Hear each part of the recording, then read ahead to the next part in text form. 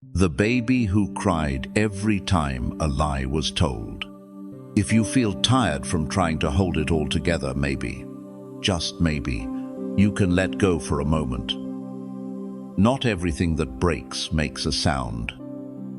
Sometimes what's shattered just silently echoes through the people we become.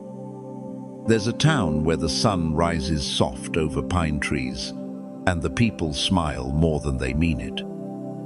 And in that town, a baby was born. He looked like any other child, soft cheeks, sleepy eyes, a tuft of dark hair. But the first time someone lied near him, he began to cry. Not fussy crying, not hungry. A piercing, aching wail like grief crawling out of a throat too small to hold it. The doctors said colic. The neighbors said cursed. His grandmother whispered, "No, this child remembers." Let me tell you what really happened. His name was Eli. And from the moment he could open his eyes, he seemed older than his body. The kind of child who stares too long, who notices things you wish he wouldn't. His father, Mark, sold dreams, real estate, stocks, hope, anything people were desperate enough to buy.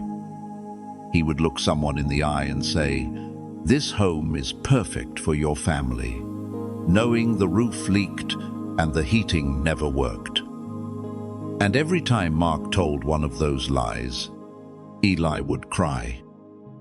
His mother, June, had mastered the art of "I'm fine." After the arguments, after the bruises, after nights spent staring at the ceiling, praying for silence, she'd kiss Eli on the forehead, smile with lips trembling, and whisper, "Don't worry, baby, Mommy's okay." Eli would scream for hours. They tried pediatricians, neurologists, spiritual healers. One priest even tried to exorcise him. But no one realized the baby wasn't broken. He was responding to something deeper.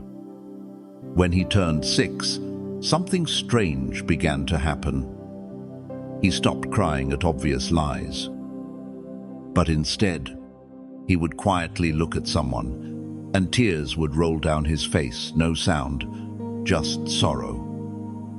And more often than not, they would break, confess things they hadn't told a soul. A teacher admitted she had been stealing school supplies to feed her child. A neighbor confessed he hadn't spoken to his dying father because of pride.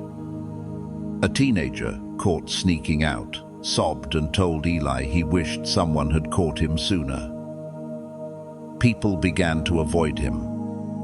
Too raw, too real. As if he peeled away the mask they couldn't afford to live without. At 12, Eli asked his grandmother, "Why do I feel like I've heard these lies before?" She didn't answer. She only took out an old photo. A black and white boy with the same eyes. Her brother, his name was also Eli. A boy who died during the war, betrayed by someone he trusted. She whispered, "Maybe your soul came back to listen," until people start telling the truth. Karma isn't a punishment.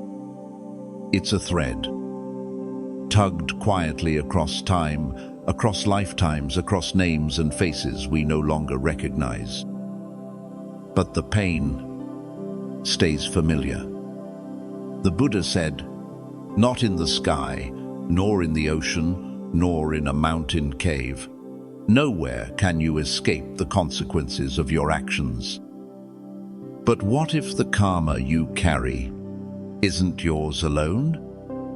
What if the child you raise, the partner you love, the stranger who unnerves you, are just echoes of debts, truths, promises left incomplete. Eli didn't choose to remember. But some souls are born remembering. They cry not for themselves, but for the world that's forgotten how to be honest. So I ask you, have you ever noticed how your deepest wounds seem to whisper names you've never heard? Do you ever feel like you're living a story that started long before you were born?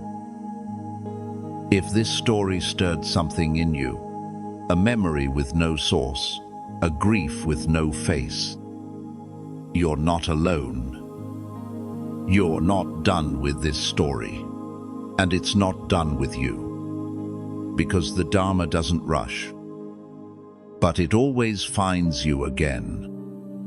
Next time you feel a pang of sadness in a room full of smiling faces, next time a child looks at you like they know your secrets, listen. Not to the noise outside, but to the whisper inside.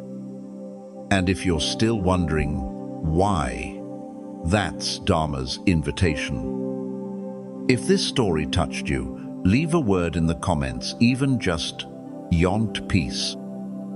Let's build a space of compassion and truth together.